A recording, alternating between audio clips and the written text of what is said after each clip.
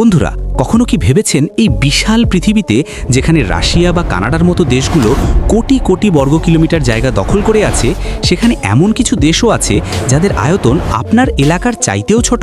হ্যাঁ বন্ধুরা, আজকের এই চরম রোমাঞ্চকর এবং তথ্যবহুল পর্বে আমরা আপনাদের নিয়ে যাব পৃথিবীর এমন 5টি ক্ষুদ্রতম রাষ্ট্রে যাদের মানচিত্রে খুঁজে পাওয়াই দুষ্কর।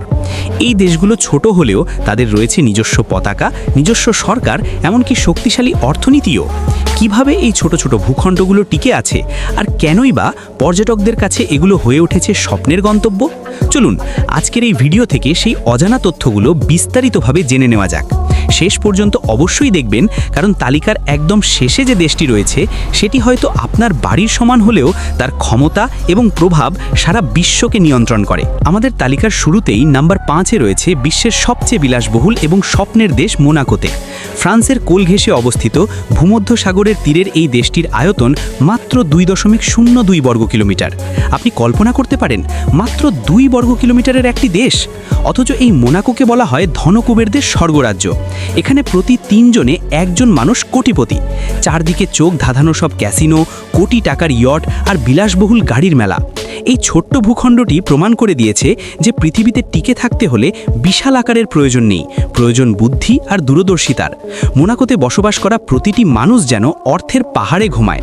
নাম্বার 4, ইউরোপের এক অতি প্রাচীন এবং রহস্যময় রাষ্ট্র, যার নাম স্যান মারিনো। চারপাশ থেকে ইটালির ভূখণ্ড দিয়ে ঘেরা এই অদ্ভুত দেশটির আয়তন মাত্র 61 বর্গ কিলোমিটার। আপনি হয়তো ভাবছেন, এত ছোট একটি দেশে কী বা দেখার থাকতে পারে, কিন্তু স্যান মারিনোর পাহাড়ি আঁকাবাঁকা পথ আর চূড়ায় থাকা প্রাচীন দুর্গগুলো দেখলে আপনার মনে হবে আপনি যেন টাইম মেশিনে করে শত শত বছর পেছনের কোনো এক মধ্যযুগীয় রূপকথার রাজ্যে এসে পড়েছেন। পৃথিবীর অন্যতম প্রাচীন এই প্রজাতন্ত্রটি আজও তাদের শত শত বছরের পুরনো নিয়ম আর সংস্কৃতিকে বুকে আঁকড়ে ধরে বেঁচে আছে। আধুনিক পৃথিবীর যান্ত্রিক কোলাহল থেকে সম্পূর্ণ বিচ্ছিন্ন এই দেশটিতে ঘুরতে গেলে মনে হয় সময় যেন এখানে এসে থমকে দাঁড়িয়েছে। পাহাড়ের চূড়া থেকে যখন পুরো স্যান মারিনো শহরটি চোখের সামনে ভেসে ওঠে, তখন প্রকৃতির এক আদিম এবং খাঁটি সুখের অনুভূতি আপনার মনকে শান্তিতে ভরিয়ে দেবে। এরপর আসা যাক তালিকার 3 নম্বরে থাকা এক অভিশপ্ত অথচ জাদুকরী দ্বীপরাষ্ট্র টুভালুর কথায়। প্রশান্ত মহাসাগরের বুকে মাত্র 9টি প্রবাল দ্বীপ নিয়ে গঠিত এই টুভালুর আয়তন মাত্র 26 বর্গ কিলোমিটার। এই দেশটির এক প্রান্ত থেকে অন্য প্রান্তে আপনি চাইলে মাত্র কয়েক মিনিট হেঁটেই পার হয়ে যেতে পারবেন। নীল জলরাশি আর সাদা বালুর এই দেশটি পর্যটকদের কাছে এক স্বপ্নের স্বর্গরাজ্য।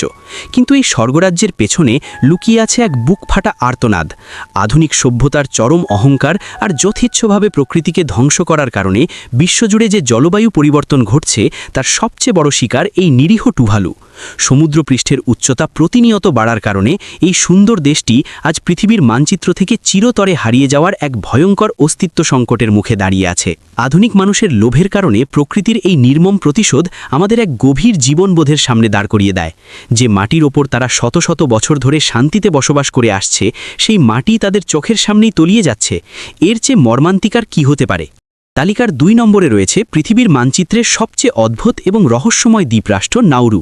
মাত্র 21 বর্গ কিলোমিটার আয়তনের এই প্রশান্ত মহাসাগরীয় দেশটির সবচেয়ে বিস্ময়কর ব্যাপার হলো এর কোনো রাজধানী নেই।